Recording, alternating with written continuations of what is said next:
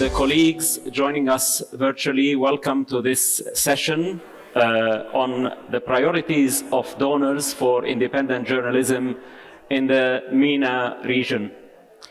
I have with me some distinguished guests representing various donors' organizations, but before I give them the floor, please join me in welcoming them, definitely.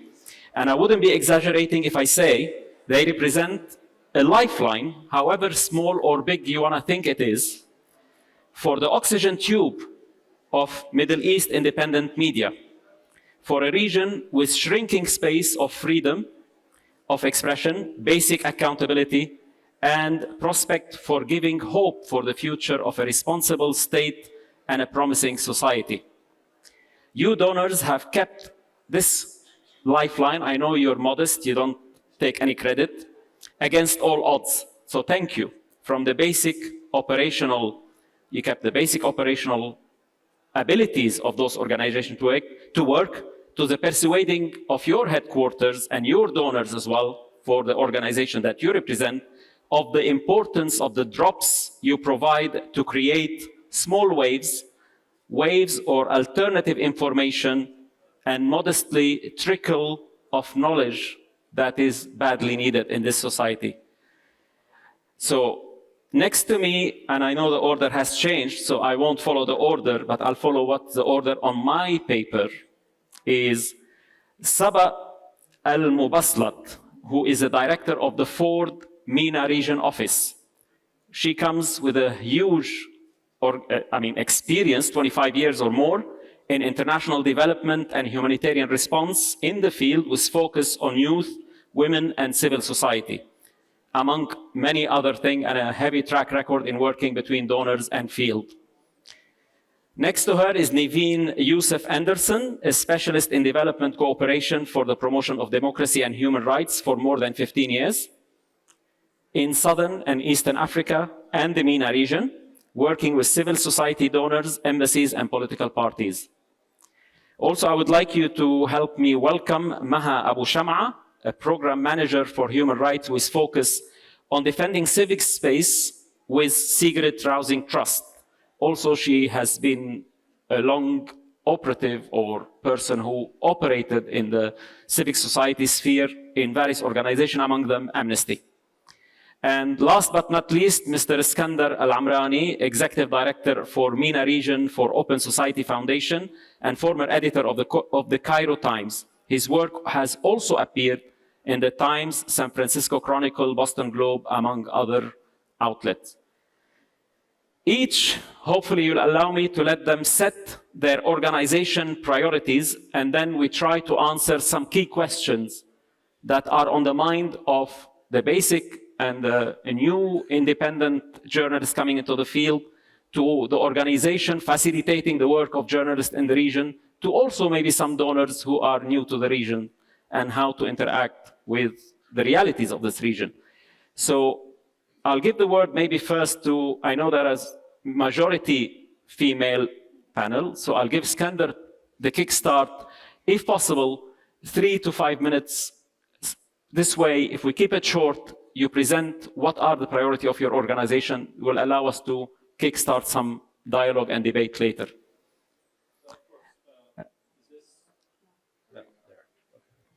Hi, good afternoon, everybody. Thank you very much to ARIJ for having me in this Iskandar, if you event. come closer to the mic.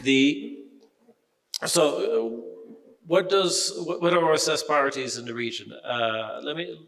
Let me come at it from a different angle. And why does OSF decide to spend its monies among the region's many needs in independent media?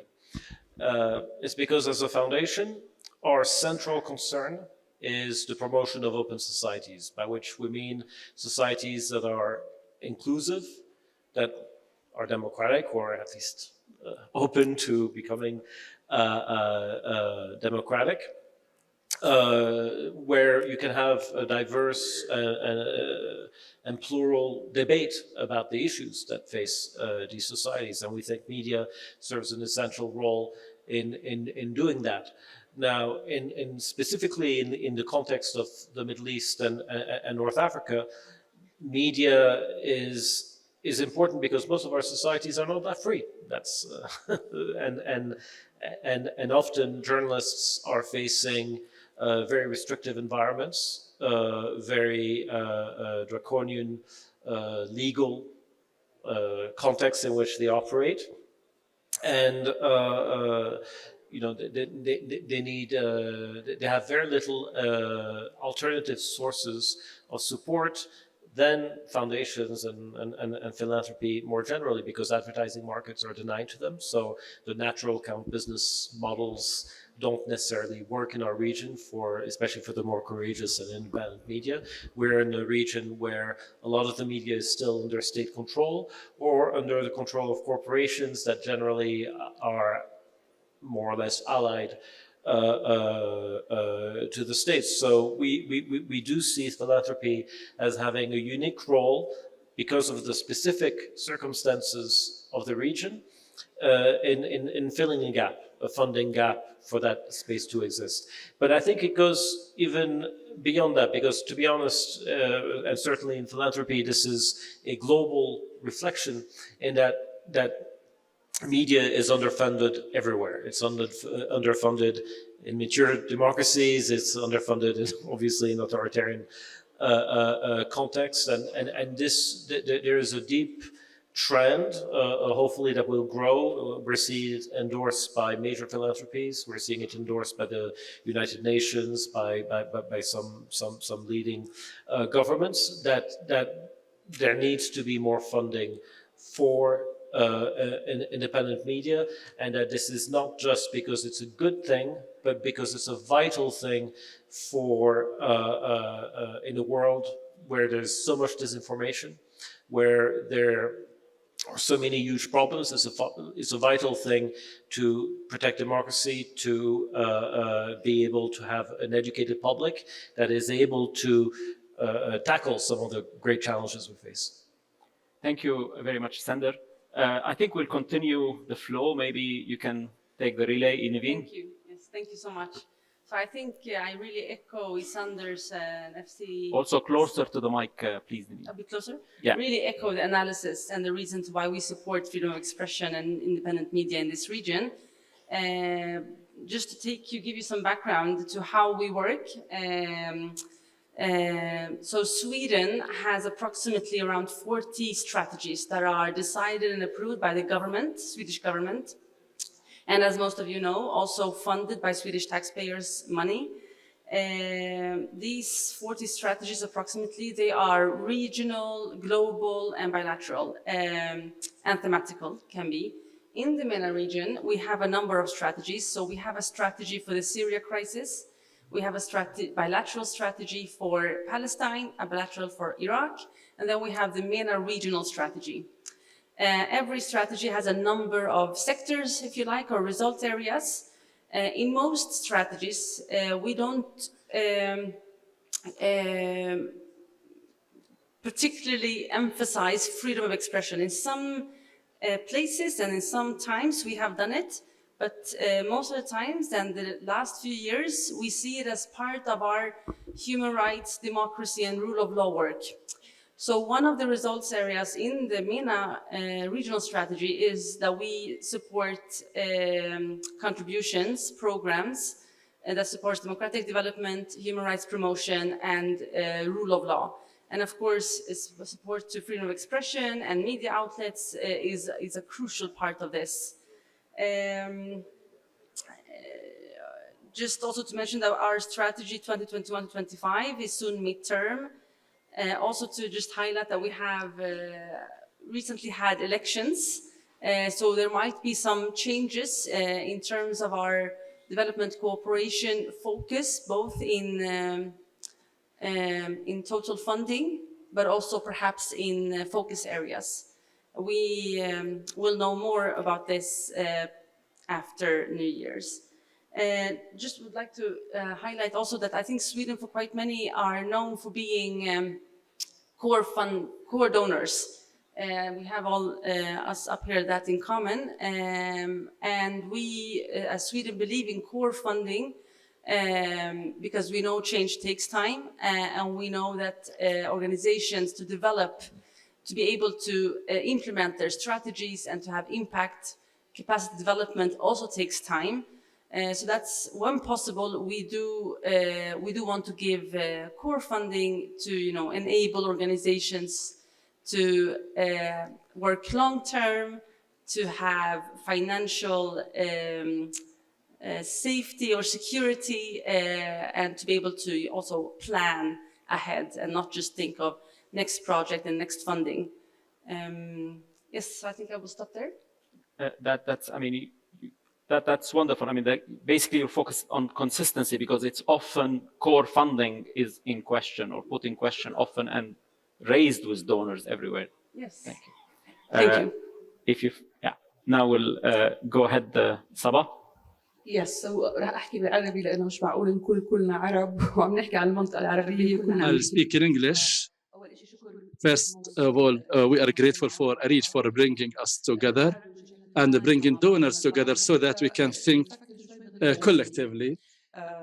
I work with the Ford Foundation. It's an American organization that gives grants to CSOs across the world, to civil society organizations, and I work in the MENA area.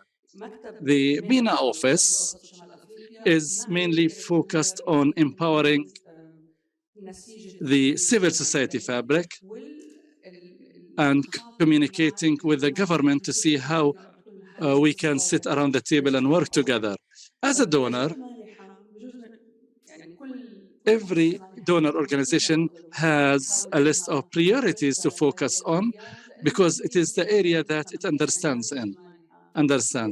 You cannot cover all any country, but in the core of our work at Ford Foundation, we are interested in empowering the CSOs to have the ability to predict what happens after the project, because we understand that there is nothing that can be achieved in matter of change within a short span of time.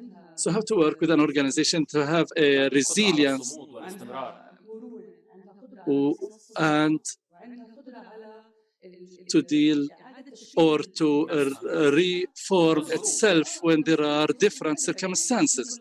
Like we saw when the COVID-19 happened, many organizations had to stop and to rebuild its digital infrastructure. So as an organization, we're interested in giving grants that ensure the sustainability of the organization, not only a project, and to do financial bridging between different projects. Many organizations collapse after the funding is over, so they need to give up its capital, which is the human capital, because they cannot continue or sustain them. So the issue of sustaining them and you need predictability and resilience so that you can cover your running costs. This is one of the things that I am proud of working on, because change happens in projects. But this requires to ensure sustainability of organizations that work on. This is in a nutshell on what we do at the MENA area. Thank you, Sabah. Thank you very much. وشكرا لأنك حكيتي بالعربي. Pleasure. Maha? Okay, I'll continue in Arabic and I apologize. So I started having competition. My name is Maha. My name is Maha, and we follow an individual donor.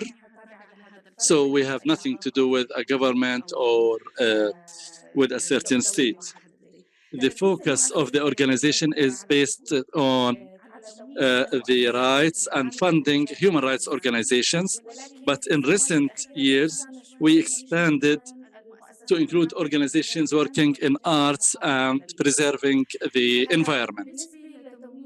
As for funding independent media, for us, as organization, we look at the media as one of the important paradigms in building a vivid, living civil society, and by having independent, objective media under a program. We fund it within a program for the protection of civil space, of civil society, and another program which is accountability and transparency. Under the accountability and transparency, we fund investigative economic investigations, and under the civil society protection, we fund the media in different forms. First, direct funding to media organizations that are interested in public issues. These organizations, they need to be independent with high proficiency in their structure and with their output and their productivity of the news. In addition, we fund organizations such as ARIJ that is interested in providing support to journalists, be it in capacity building, psychological, financial training.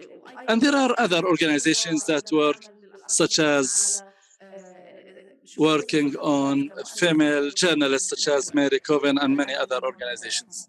In addition, we fund organizations that are focused around the freedom of expression, that is monitoring and publishing violations against freedom of expression. These are our priorities. We as organization, we don't have a strategy that's specific for organizations. This is a very generic one.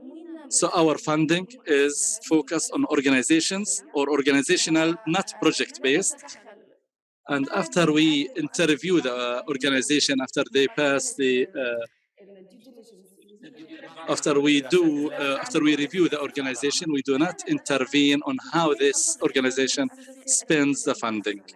We leave it for the organization because for us, they are better to answer these questions on what is best for their environment and their work, and they are the experts, not us. But in order for this organization to earn our trust in managing their funds, they need to meet certain criteria, which you can speak later on. Thanks a lot, Maha. You have gone much ahead of me.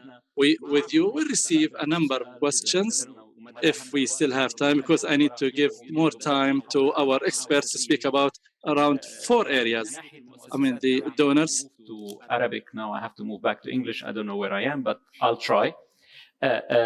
So I will ask them each a question, and also I'm expecting some question from those who are following our conference virtually, and they are a large number.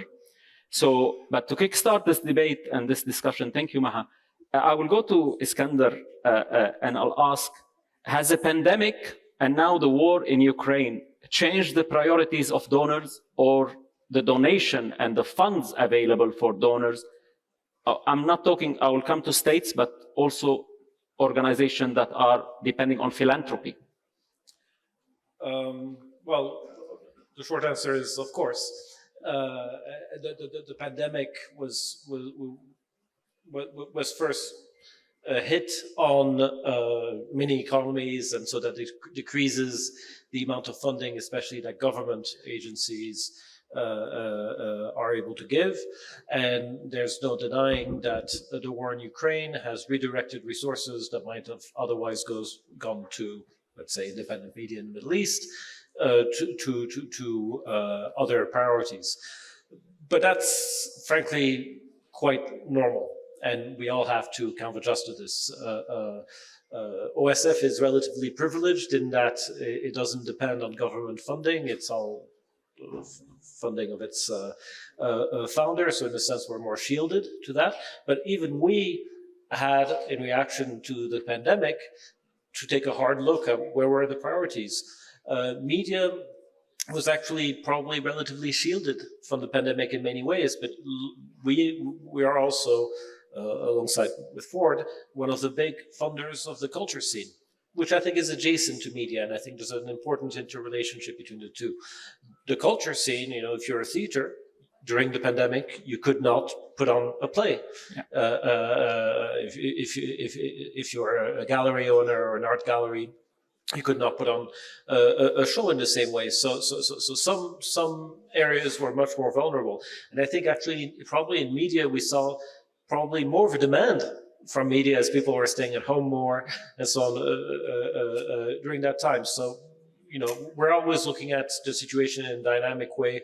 We're responding. Of course, we always want to be able to deliver what we think are core responsibilities to our partners, and I think we've largely done that. I mean, in your liaison with those organizations in the field, has there been another approach, for example, to the funding, especially in the ever-reducing funds? We know that funds are reducing or stretched to the maximum. Well, collaboration. Look, I think it depends per organization, but I think that there's a basic fact that's important to understand, is that the world is facing more and more crisis. Some people talked about being in a polycrisis. It's Ukraine. It's the very real likelihood of a major economic recession, the pandemic, climate change, and so on and so forth. So it's not going to be surprising, or it should not be surprising to anyone that the funding flows are going to change, and that there's going to be some rethinking. At the same time, you have, especially since, remember, most of the money is not with Ford Foundation or OSF, it's with governments. That's where the big money is. And that's why maybe we'll ask Naveen to chip in if she could. And governments change. And change priorities and are answerable to the taxpayer. But Naveen can talk more about that. Thank you. Yeah, exactly. So I think I mentioned it just a while ago that we just recently had elections. So we can already now see that there will be some changes, and they are very interlinked to what is actually happening in the world and different priorities and shifts in in politics, you can say, of course. For us, Ukraine already during 2022 had some effects. We had to even alter some of agreements that was entered, which meant decreased funding with a certain percent across all our strategies. So it has already had an effect. The current government has already announced that it will have even bigger effect, and we will shift even more the coming years to focus more on what is happening in Ukraine. Yeah. If we briefly, thank you very much. But if we move briefly to, in this context, in this atmosphere, crisis of cost of living everywhere in the world, price of energy skyrocketing. What does a successful grant looks like? I'm receiving some, comments from participants or people following us virtually. Could we, what donors expect the shape of a fund, of a grant, what the proposal should be like? And I know this is a complex issue, but maybe Saba could explain briefly, and keep in mind, could we give individual support from Ford Foundation? Could we give could it be like, is it stuck to a time limit? A grant will be agreed or disagreed, and so on? And I wish there was a capsuled answer, because I think that would make our lives much easier. There's no such thing as a successful grant or none. Yeah. Grants need to be coordinated so that they collectively build towards positive, sustainable change. As we said at the beginning, change does not happen in a 12-month or 18-month project. That's nonsense. And we all know that. As a grantee, you can write a perfect report that says you have done miracles within 12 months. And we read it and we tap ourselves on the shoulder, now our little money did miracles. we know in reality that now we know how to play the game. Like, it's becoming more of a dance. Grantees are writing proposals that they know donors want to receive. And donors are happy to see what they think is a priority being included in proposals. I think how we interact with each other as part of one ecosystem need to be revisited with seriousness.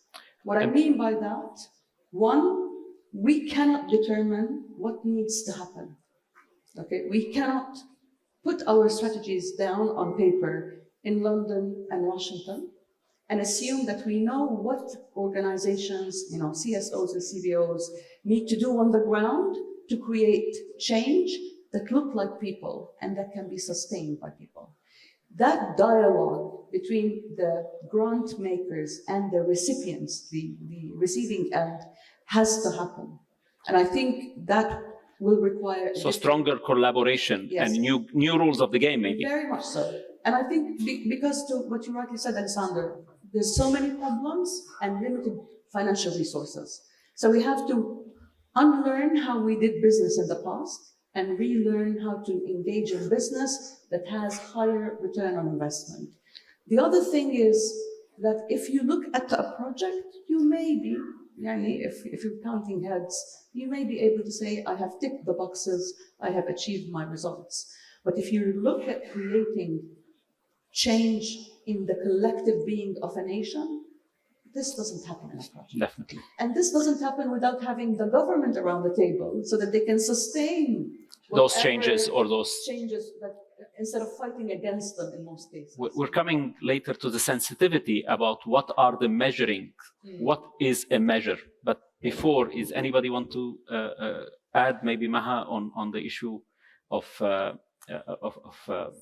grantees and the grants? بدي أضيف شغلة. هلا نحن يعني أنا بتفق جدا. I agree with Saba with her logic. Just to give an example.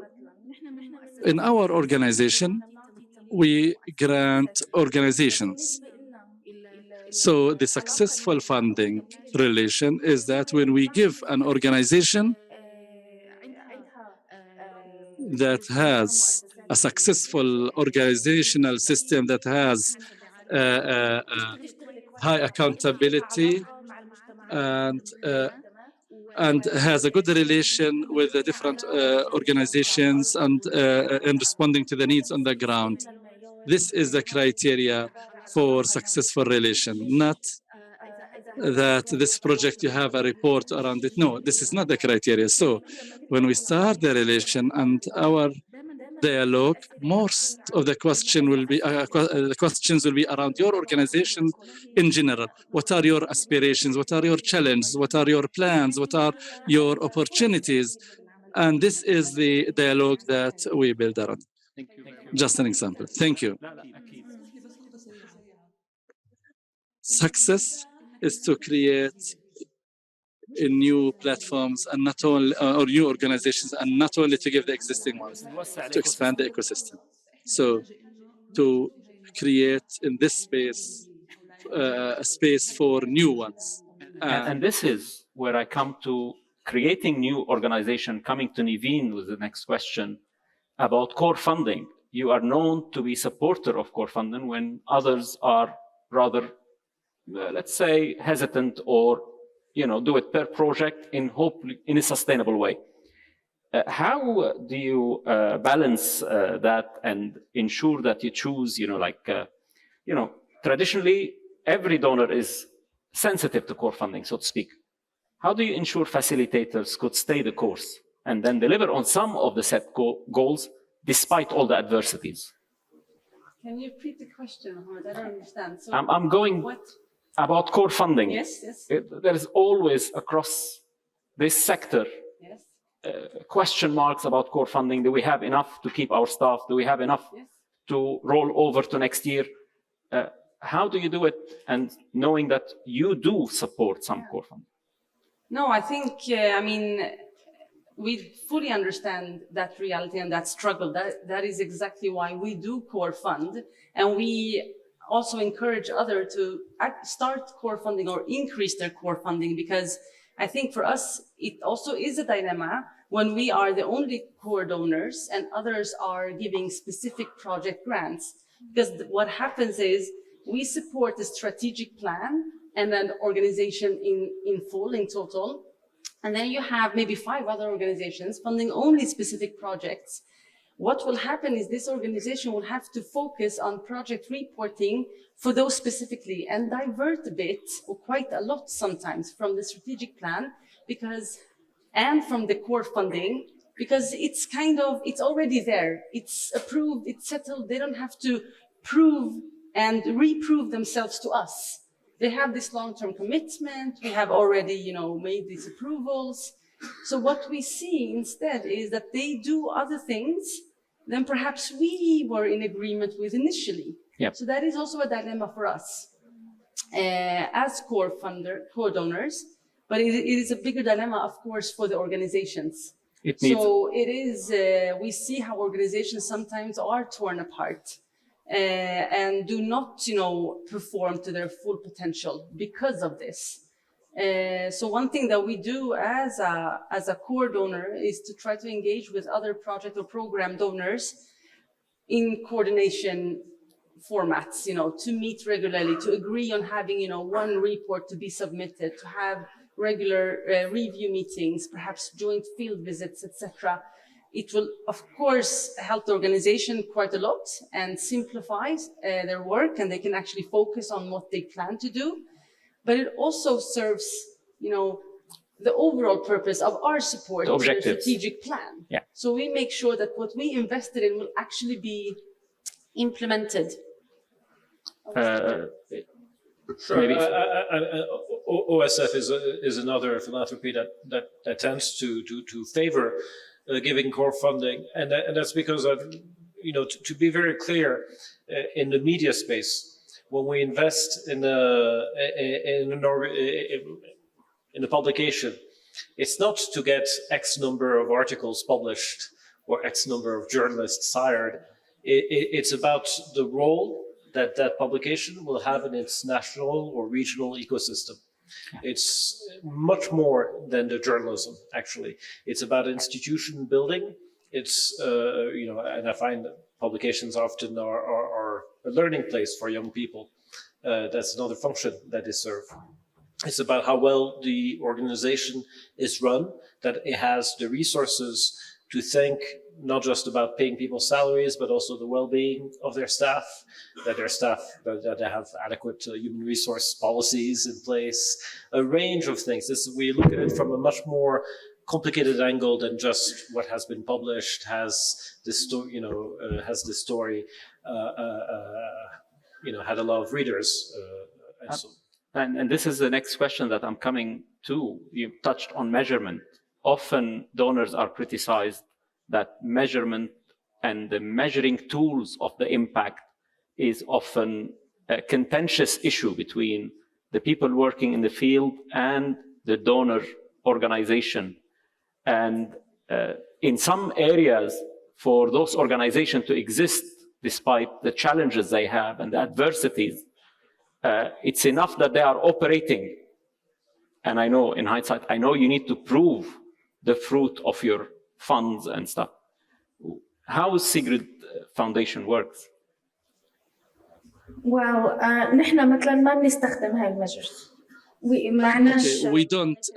We don't have monitoring evaluation because smaller organization always grapple, they despair with trying to find measurement tools. Yeah, it doesn't work for us. لأنه إحنا ما بنقدم. It doesn't work for us because we do not provide conditional or project funding. But I was following what Skandar and Naveen mentioned, that even the impact is highly depending on the reality, and it differs from one country to another, from a context to another. Many places, especially in the Arab world, we know just the very existence of limited number of organizations and media that meet this quality. This is a success by itself, because there are strong attempts to oppress these civil society components. So just having these nucleus or these organizations is enough to feel that, yes, we are doing something and they are still there until history teaches us that things change and there will be change in the future. And through these guys, maybe more leadership, whatever, or change. This doesn't mean that we bring down our expectations, but we need to build on what is there, such as working on having a new base of entrepreneurs or youths, but it varies from one place to another. You cannot expect for when you measure the impact of an organization in a certain context, it is totally different from another organization elsewhere. It's not fair to use the same measurement. Sabah? احنا احيانا بنضيع بالتفاصيل، يعني هو قبل ما نطالب بأن المؤسسات المجتمع المدني تكون قادرة على قياس الأثر. We are lost in details. Before we start measuring, we need to financially invest in building their capacity to measure the effect.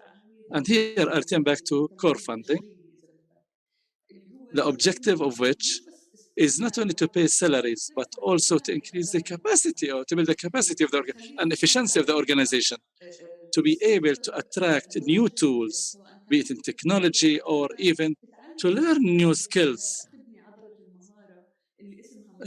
such as evaluation and follow-up. This doesn't happen by overnight blow. I mean, the world of philanthropy, they know at the end of the day that for them to know that their investment is paying off. Because if these funds are abused, misused, then you will make headlines in the newspapers, and this will affect you directly and undermine your ability as a donor. So measuring the impact is important, but this is done in order to correct our direction if we lose direction. And sometimes it's accumulative. When you measure the impact and you do evaluation, then you will be asked, what do you need for next step in order to continue building your organization? But to say a one-off project, no, it's not capable of doing so. I have one more angle to touch upon with my panelists before I'll open the floor for question, and also I'll receive through the people following this session online, basically. Another contentious issue between donors and facilitators and independent journalists working on the ground is often donors are accused of interfering in some circles. Now, I don't believe in it personally, but this is what also echoes sometimes in the sphere, in the ecosystem surrounding donation and stuff. I don't know who would like to tell us what are the truth in that, or what are the fallacies about that? إذا بتسمح لي على السريع لازم نميز هون بين الجهات المانحة لأنه هي We need to differentiate between the donors. Not all the donors are the same. Many donors are private or philanthropic. Many of them are under governments.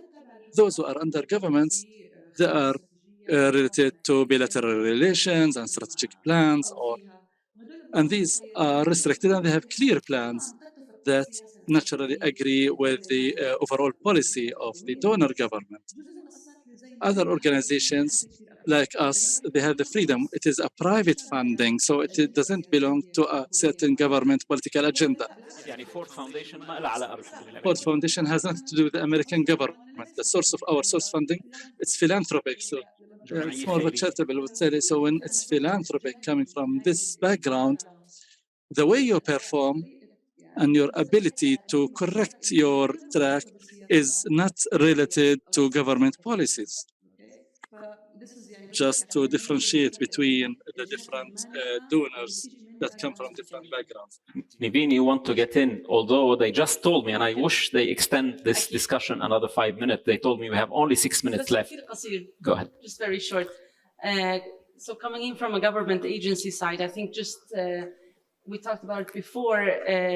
We have quite broad strategic frameworks and quite broad directions, what we call, sectors or result areas. And there is an idea behind it, and it is that we don't want to, control too much of the direction. We want to focus. So in all strategies, what we have is a strong focus on needs assessment, need-based, strong ownership, partnerships. Also, the core funding comes naturally in there when possible, that we should focus on. So I think just from a government side and for Sweden, at least, that political interest is really not there. We are really in this for global solidarity, global development in issues we strongly believe in. Maha, if you want to chip quickly. And بتعلق بس امبارح Just كان to في comment, yesterday there was a discussion and there was a differentiation in a nice way between objectivity and independence. And here comes the so-called donors intervention. As Siba mentioned, donors are of different types. Some of them, they have their own political agenda. Some of them, they don't. And so here comes the subject with who agrees with you in principles, who meets with you in the same principles. So it is based on the organizations on selecting whom to approach to get funding. And this is the result. Many people, they have their agendas, but not necessarily you need to agree for general lines in approaching and to agree with them around something general, a certain ideological way. From the point of view of the donor, at least, when we look at an organization to evaluate their performance, we see who their other donors. Let's say an organization that works on Iran and they are receiving funding from the American government. For us, if it is a legal organization, this means that something question mark, strategic one. thank you, Maha. I hope we have a few more minutes just to accept a couple of questions from the floor. Dawood, if you make it as brief as you can. I know you usually... I have very quick questions. First Thank of you. all, we need multi-year projects rather than one-year projects. We need more course support rather than programming support. Audience research needs to also ask a question of trust rather than reach. I always talk about reach, how many people listen, but we need to also ask the question, how many people trust you? And thirdly, a lot of problems are happening with NGOs receiving funding in Jordan. And some of us are moving to for-profit companies, even though we don't make profit. Would you support media organizations applying for grants that are for-profit? And finally, Ford Foundation doesn't exist in Jordan much, so we'd like to see more of you. Thank you. Can I take another question quickly? Quick. And then we'll try to answer maybe. شكرا جزيلا مصطفى نصر من اليمن. Thanks a lot. My name is Mustafa Nasser from Yemen. Thanks a lot for all the donors being here. It's supported by them to attend this event. The question. We noticed major organizations here, but Yemen is forgotten. There is a forgotten war there. We have so many journalists from Yemen here. The organizations here are not operating in Yemen. He told him they work through proxies, few of them. شكرا. Sabab, you take the first one.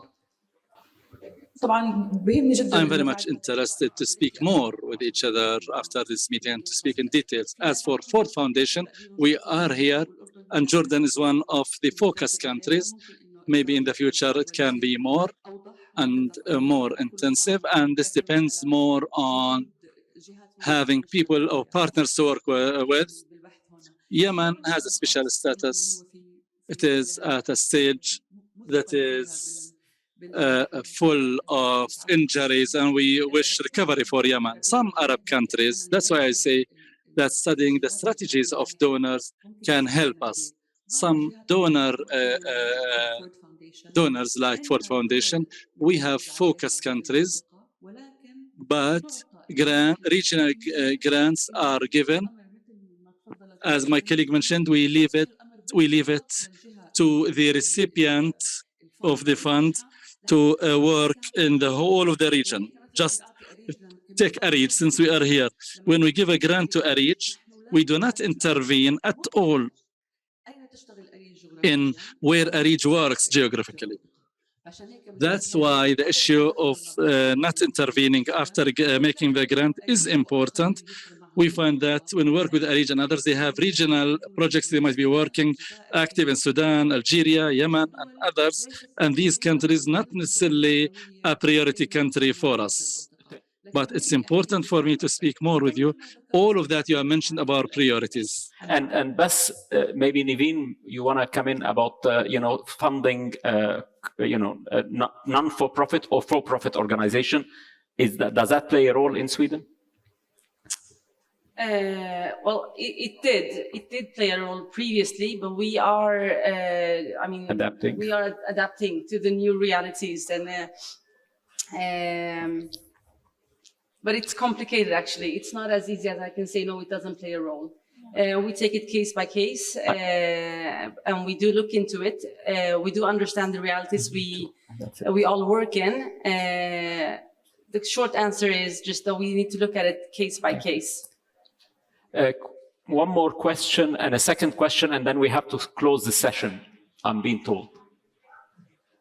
I am a journalist from Algeria. Since the dialogue is around funding the independent media organizations, I have a question, somehow political. There are several governments in the Arab region in particular. I don't know the situation of all of the Arab region, but I believe this is general, and they prohibit external funding. In Algeria, now we are suffering in particular at this time in Algeria. To give you an example, a realistic one, there is a media organization that I represent called Radio M. It is an electronic radio group. Every time there is a case, they are summoned by the national security or the judiciary or security service or administrative organization to investigate and interrogate around our funding. It is just such a small organization that provides electronic radio media and written media production.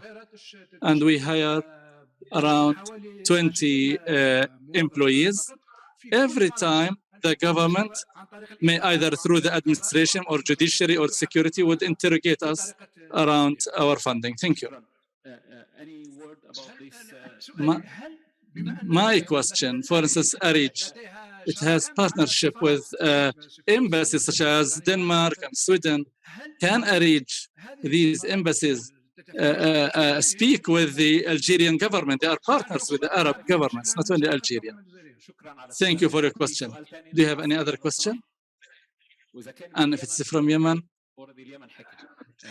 My name is Barakat from the Jordanian Credibility Center.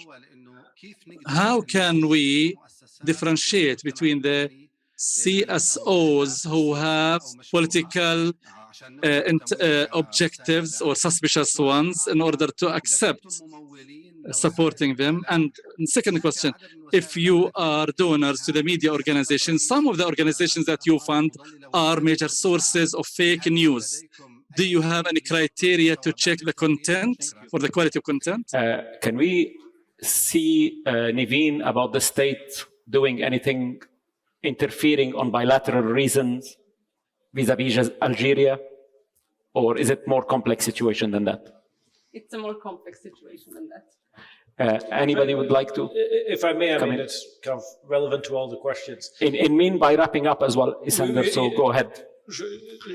You know, we all operate in their complex legal environment. There's the complex legal environment of where our foundations are, where we have to respect, you know, in OSF's case, US law. And that sometimes makes the difference whether we can give core funding or not. And I think often and the national laws. Partners don't understand that. Is that we at OSF have to follow all kinds of very complicated legal procedures. So does Ford, that's another US foundation. that has to do with tax law in the US, nothing to do with what we'd like to do or things like that. And then secondly, of course, we respect the laws of the countries that we operate in. So for instance, on the non-profit versus for-profit company, there what we look for is that the for-profit company is not actually making a profit. So it has to have the financial documents that show that. Financial documents approved by whatever in the national legal context. I sympathize with the gentleman for Algeria because Algeria is one of the most difficult countries to work in. It is a very closed country to donors, but part of the solution is about finding the creative legal solutions. Actually, the ways to work, and usually where there's a good when you have a good lawyer, there's always a way. But you do have to work hard at it, and we work hard on our side to find the creative legal solutions to get around some of the obstacles. But at the end of the day, of course, we are limited by law, and we have to abide by the law. Absolutely. Maybe just a quick One last word, maybe in closure, Sabah. انت سألتنا سؤال عن مدى You تدخلنا have asked us about the level of our intervention or political objectives, and we said no. My question was the intervention in the content produced by these grantee organizations. Some people demand that donors intervene with the governments. We need to stay neutral. If we say yes, we can pressure the Algerian government, we'll be contradicting ourselves. But funding organizations in the region who can do or who can find innovative solutions, this is what we can do. As for supporting actors who can produce, who produce fake news or the vetting process under which organizations undergo before receiving the grants is very tedious. It's there not only to ensure non-intervention of the donors, but as you said, as donors who are located in America, the pressures by the American government on us and to ensure the quality, this can be invested in producing or to invest this money in producing wrong lobbying, wrong information? I assure you, no. The control mechanisms, the quality and check, is very tedious and very Sabah, I lengthy. have to cut you لأنه معلش أنا بعتذر منك وبعتذر من Sabah, sorry, I have to cut you off because I apologize for all our colleagues and for all those who followed us virtually. We need to conclude. I would like to thank Mr. Iskandar Amrani, to thank Maha Abu Sham'a, Naveen Youssef, and Anderson, and Sabah Al-Mubassat for being with us and for educating us around all these important points. So thank you all very much for being with us, and thanks for following.